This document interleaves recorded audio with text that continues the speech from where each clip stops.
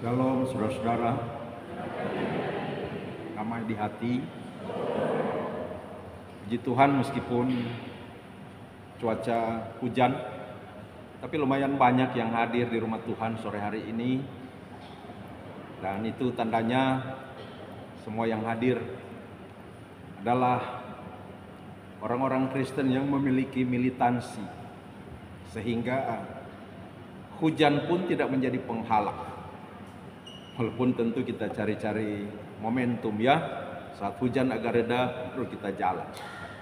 Boleh volumenya ditambah sedikit Pak, volumenya ditambah sedikit supaya saya tidak perlu teriak-teriak berkhotbah. Cek 1. Makasih. Nah, tema khotbah pada saat ini ialah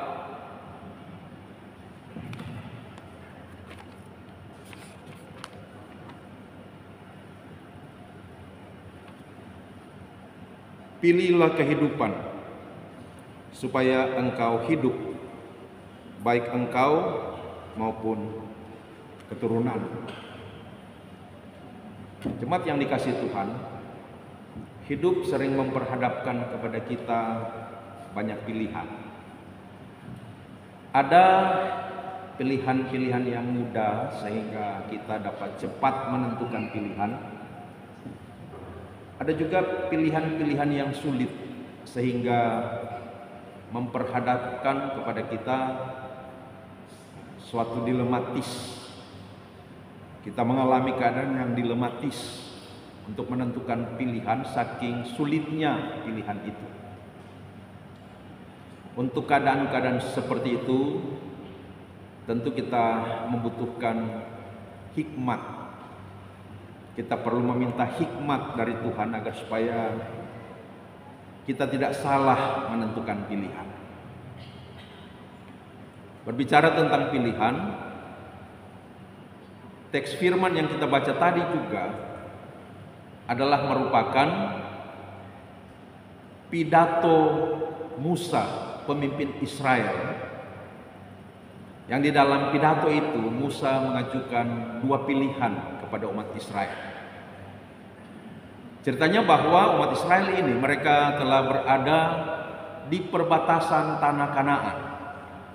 Setelah 40 tahun lamanya mereka mengembara di padang gurun, keluar dari tanah Mesir, dari perbudakan di Mesir, menuju ke tanah Kanaan yang sebenarnya 38 tahun yang lalu mereka sudah hendak masuk.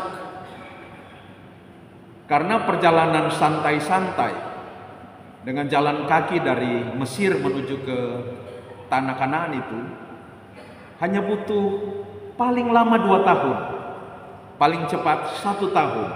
Santai-santai aja, banyak berhentinya, paling lama 2 tahun. Akan tetapi mereka, kita ingat kisah tentang 12 pengintai. 10 orang pengintai membawa laporan, wah, orang-orang yang ada di tanah Kanaan posturnya raksasa, besar-besar. Lagian tentara-tentara yang terlatih. Lagian perlengkapan perang mereka mantap-mantap. Bagaimana mungkin kita bangsa budak yang tak pernah berlatih perang bisa mengalahkan bangsa dengan postur raksasa, ahli perang, peralatan perangnya lengkap? Tidak mungkin. Hanya 2 orang, Yosua dan Kaleb, yang optimis. Meskipun demikian, tidakkah kita ingat Allah membawa kita keluar dari tanah Mesir dengan perbuatan-perbuatan yang ajaib? Kita dapat mengalahkan bangsa-bangsa hebat lainnya ketika kita melintas di padang gurun. Amalek dikalahkan, Midian dikalahkan, dan lain-lain sebagainya. Meskipun yang di dalam sana itu adalah raksasa-raksasa ahli perang, kita punya Tuhan yang lebih perkasa daripada mereka. Kita akan sanggup mengalahkan mereka dan menduduki tanah Kanaan. Akan tetapi bangsa Israel lebih mendengar 10 orang pengintai itu, maka Tuhan murka. Kalau begitu kalian belum percaya kepadaku, maka balik, silakan muter-muter di padang gurun saja 40 tahun lamanya, saudara-saudara. Oleh karena apa? Oleh karena rupanya mereka belum begitu kenal Tuhan yang dahsyat itu, yang telah bawa mereka keluar dari tanah Mesir. Maka perlu perkenalan lebih lanjut lagi. Mereka sudah keluar dari Mesir, tapi perlu 40 tahun yang Tuhan pakai untuk membawa Mesir keluar dari mereka. Oleh karena pola pikir mereka masih pola pikir Mesir, oleh karena budaya mereka masih budaya Mesir. Bayangkan 400 tahun di Mesir. Oleh karena religiusitas mereka, keberagamaan mereka masih seperti keberagamaan Mesir. Dan bahkan baru saja tiba di Gunung Sinai, Musa ada di atas bersekutu dengan Tuhan. Di kaki gunung mereka membuat patung lembu emas dan menyembahnya. Betul-betul perilaku mereka masih perilaku Mesir. Maka mereka dibawa oleh Tuhan keluar dari Mesir. Tetapi sesudah itu Tuhan membawa mereka ke padang gurun untuk membuat Mesir keluar dari mereka, supaya mereka lebih mengenal Tuhan, lebih bisa menyaksikan Tuhan, dan lebih hidup bersekutu dengan Tuhan, mempercayakan hidupnya kepada Tuhan. Nah, sekarang 38 tahun sudah lewat. Setelah 2 tahun itu, jumlahnya 40 tahun. Kini mereka berada lagi di tepi sungai Yordan, perbatasan di tanah Kanaan itu. Lalu Musa menyampaikan sebuah pidato yang di dalamnya berisi hal-hal yang sangat penting bagi mereka, termasuk 2 pilihan yang diajukan oleh Musa tadi. Apa 2 pilihan itu? A. Kehidupan atau keberuntungan atau kesejahteraan atau berkat. B. Kematian atau kecelakaan atau kesialan atau penderitaan atau murka Allah. Mau pilih mana? Selain mengajukan 2 pilihan itu, Musa juga menerangkan dengan jelas implikasi-implikasi dan konsekuensi-konsekuensi dari pilihan itu. Pilih A, kehidupan, berkat. Implikasinya adalah hidup mengasihi Tuhan, berjalan dalam firman Tuhan, berpegang pada perintah-perintah dan ketetapan-ketetapan Tuhan. Memilih B, kematian, kutuk, berarti implikasinya melawan Tuhan, menyimpang dari firman-Nya, menyembah berhala, hidup dalam dosa. Konsekuensi, pilih A berarti diberkati. Tanah, pertanian, perkebunan diberkati dengan limpah. Peternakan akan menghasilkan ternak-ternak yang limpah. Bumi akan mengeluarkan mineral-mineral, hasil-hasil bumi yang sangat bernilai.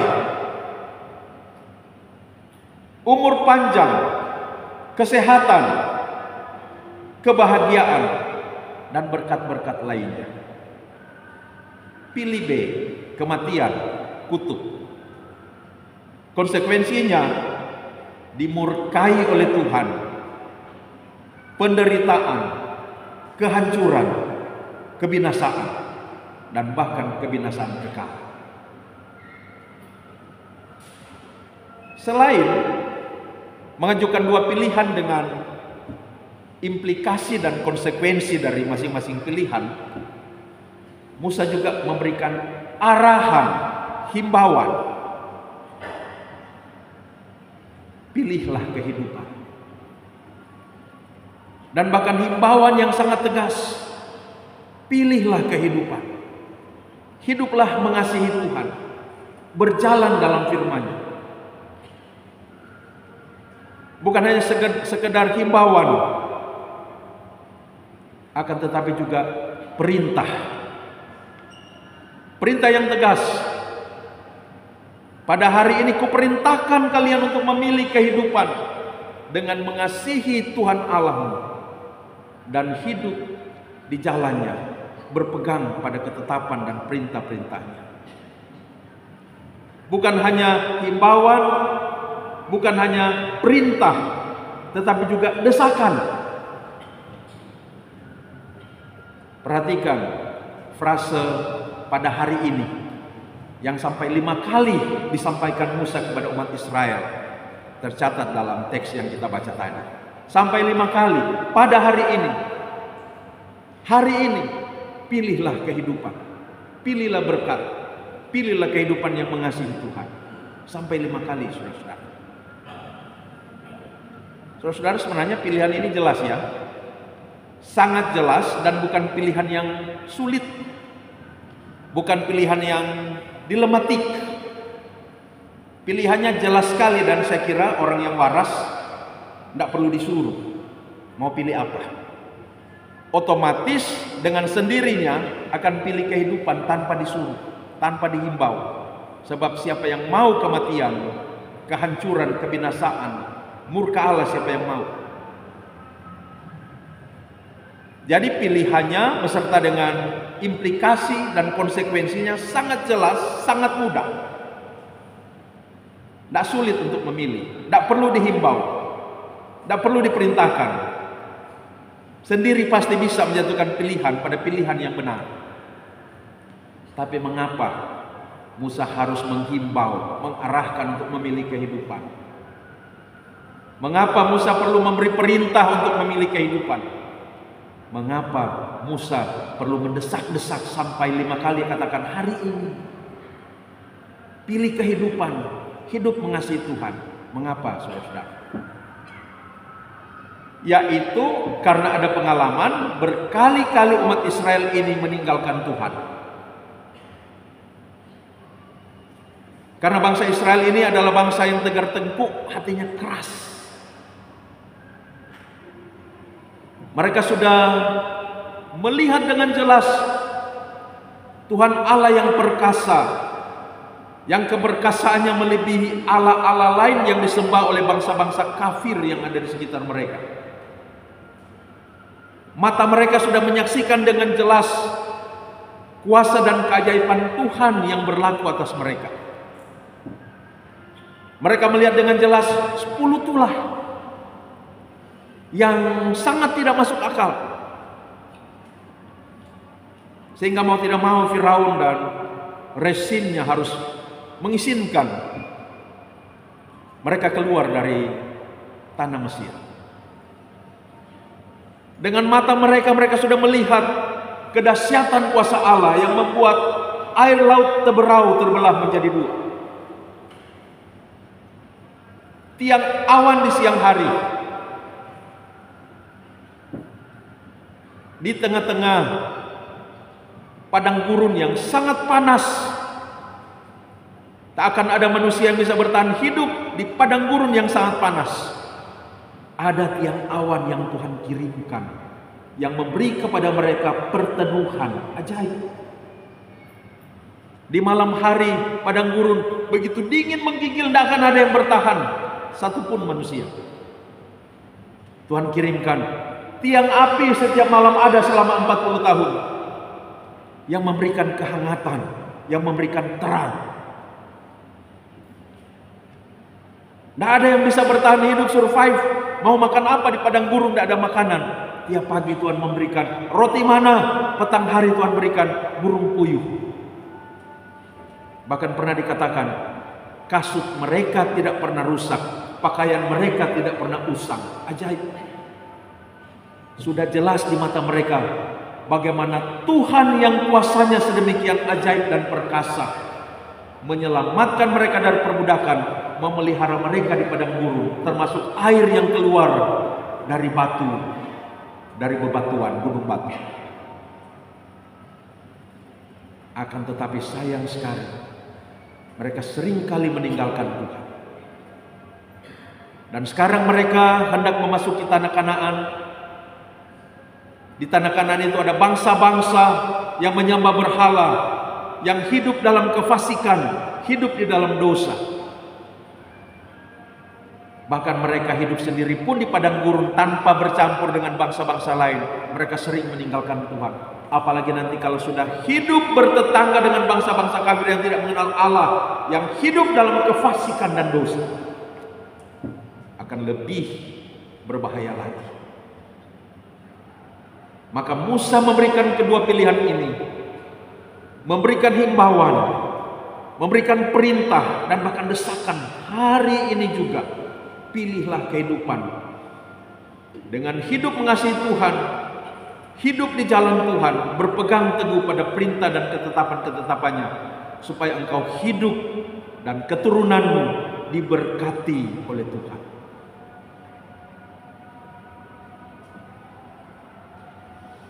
Seringkali kita orang percaya juga, meskipun sudah tahu mana yang benar, mana yang salah, tapi perlu ada penegasan-penegasan. Kita tahu mana yang baik, tapi kita cenderung melakukan hal-hal yang tidak baik. Kita tahu mana yang kudus, tapi kita cenderung melakukan hal-hal yang cemar. Nah, karena itulah fungsinya ibadah. Ibadah minggu, ibadah di kolom, supaya firman Tuhan terus mengarahkan, firman Tuhan terus menegaskan hidupnya harus seperti ini kalau jadi anak Tuhan.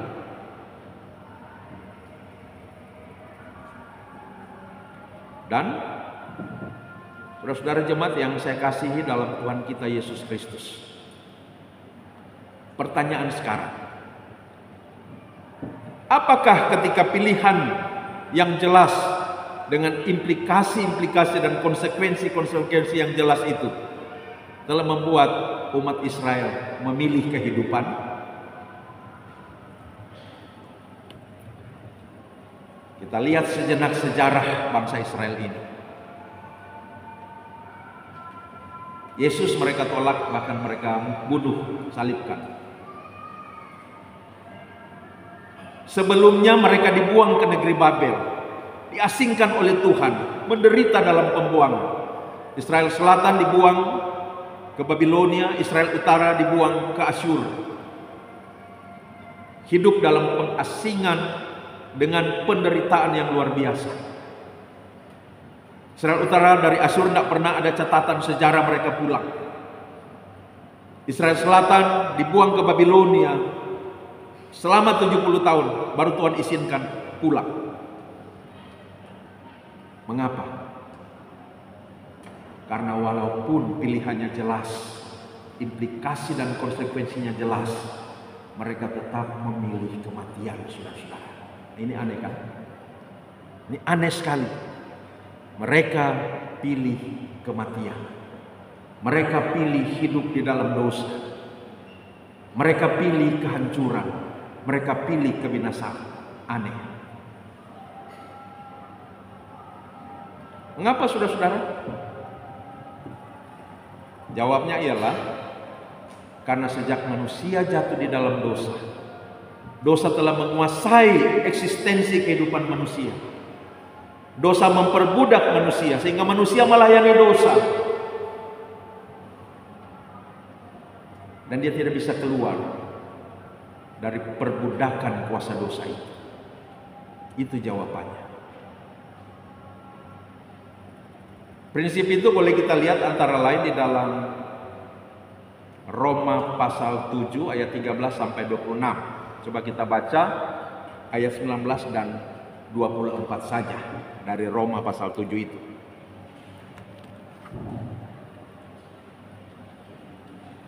Roma pasal 7 ayat 19.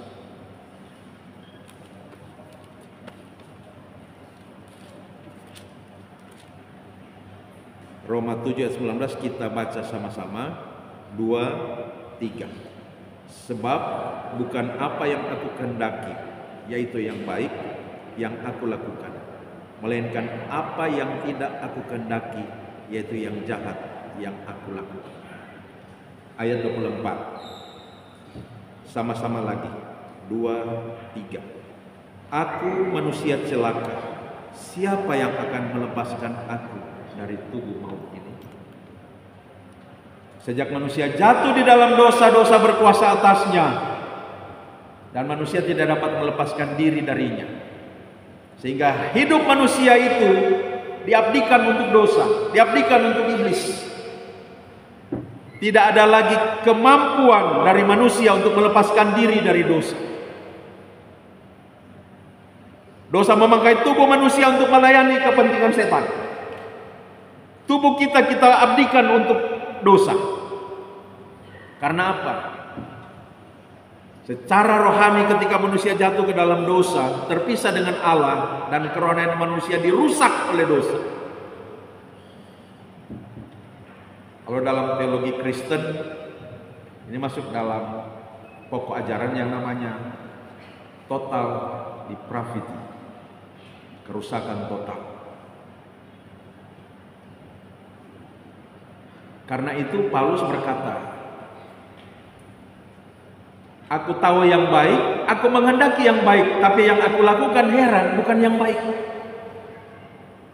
Aku suka melakukan hal-hal yang benar, tapi heran yang aku lakukan yang tidak benar. Aku manusia celaka. Bagaimana aku bisa terlepas dari tubuh maut ini?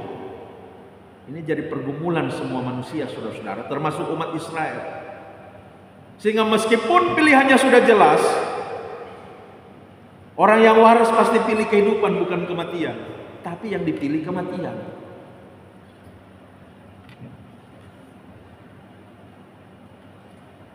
Bukankah di sekeliling kita dapat menyaksikan banyak orang bahkan ibadah di rumahnya, tuan rumah itu, bapak itu tidak keluar dari dapur, tidak keluar dari kamar. Seringkali saya pikir, wah ini sangat alergi dengan ibadah di rumahnya. Jangankan di ibadah kolom, jangankan di gereja, di rumahnya tidak kelihatan. Karena itu tidak heran ada orang yang tahu jelas sekali hukum Tuhan jangan berzina. Dia tinggalkan istrinya, dia hidup dengan perempuan lain. Berpuluh-puluh tahun. Padahal tahu jelas Tuhan larang. Tahu jelas Tuhan sangat benci perzinahan. Tapi dia hidup dalam perselingkuhan. Sedemikian lamanya tidak bertobat, tidak pernah sadar. Kenapa saudara? Jawabnya karena ini. Judi tidak pernah berubah. Padahal bahkan sering hadir dalam ibadah. Bahkan pelayan. Saya tidak akan mengatakan ini bukan di Jemaat Bukit Muria, ini jemaat tidak. Saya katakan ada di Jemaat Bukit Muria, karena itu bertobat. Rupanya sekarang mesti bilang begitu, tidak perlu singgung alus-alus. Ini bukan di Jemaat Bukit Muria, ini di jemaat yang lain. Bukan. Ada di Jemaat Bukit Muria, banyak bertobat.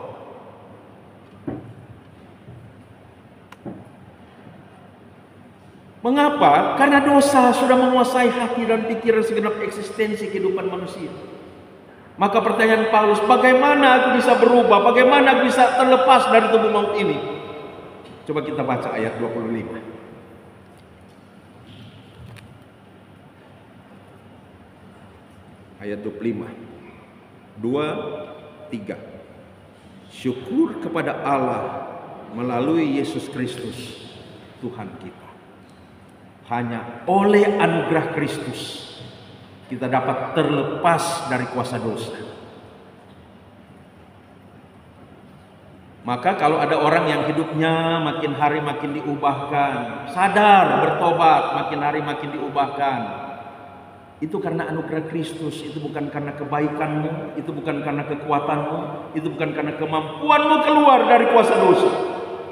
Tetapi Kristus yang datang Dia beranugerah, Dia mencaplok hidup kita dari kuasa dosa, Dia pindahkan ke dalam jalan kebenaran. Karena itu kan pembacaan 2 minggu yang lalu saya pimpin juga sore hari di sini.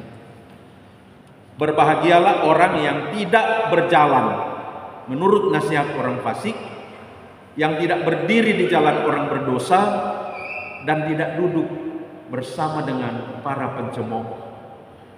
Berbahagialah yang tidak berjalan, berdiri, duduk dalam dosa. Ini berjalan, berdiri, duduk, itu adalah suatu proses distorsi dari kehidupan orang yang hidup di dalam dosa.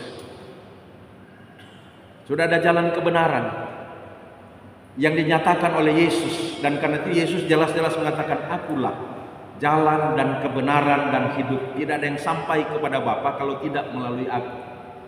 Jalan sampai kepada Bapa, jalan mengalami berkat, sudah jelas sekali di dalam Kristus. Tetapi banyak sekali orang berjalan dalam dosa. Ya, berjalan dalam dosa karena kita semua jalan dalam dosa. Sejak nenek moyang pertama kita jatuh di dalam dosa, dosa sudah berkuasa, maka kita semua memang berada di jalan dosa, jalan kefasikan. Akan tetapi begitu diberitakan kepada kita sudah ada jalan kebenaran yang datang, seharusnya begitu berjalan di jalan dosa berhenti. Karena itu dikatakan berdiri. Berdiri artinya berhenti. Tadi berjalan, sekarang berdiri, berhenti.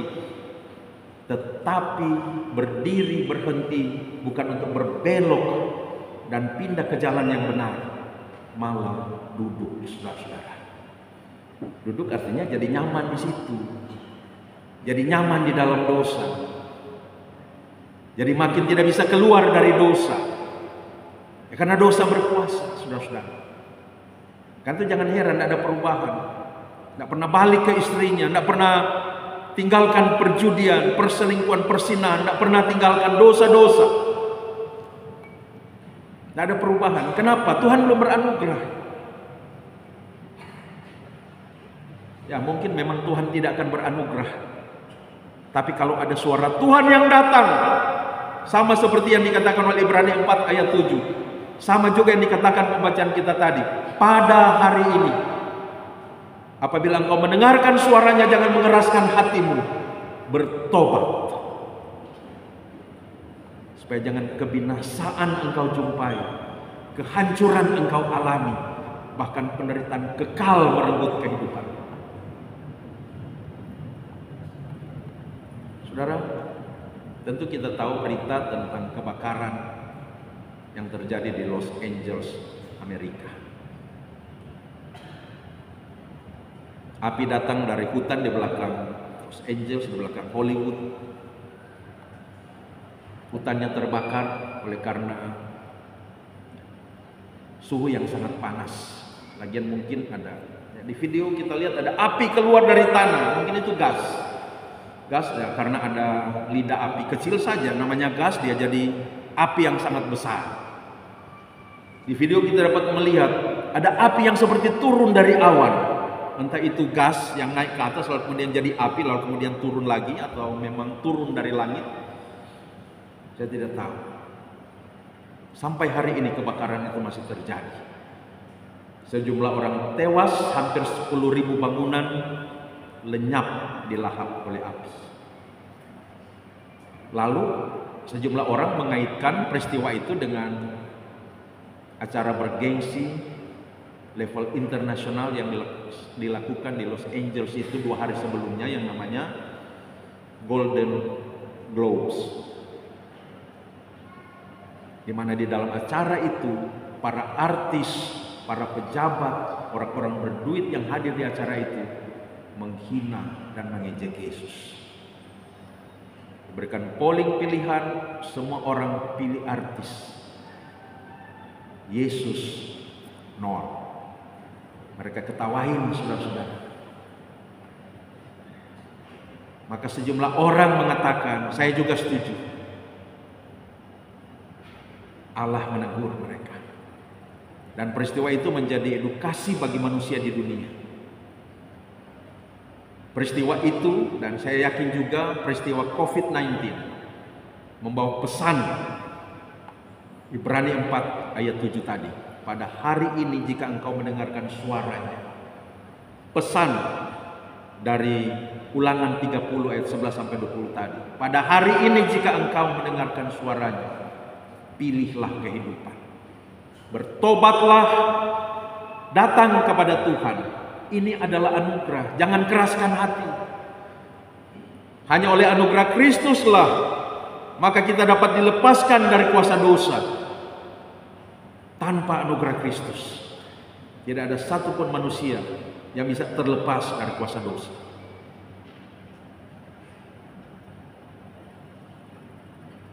Maka di hari yang ke-19 tahun yang baru ini, tahun 2025, firman Tuhan memanggil kita untuk memilih kehidupan. Dan itu berarti hidup dalam persekutuan dengan Tuhan, hidup mengasihi Tuhan, berjalan dalam firman-Nya. Amin.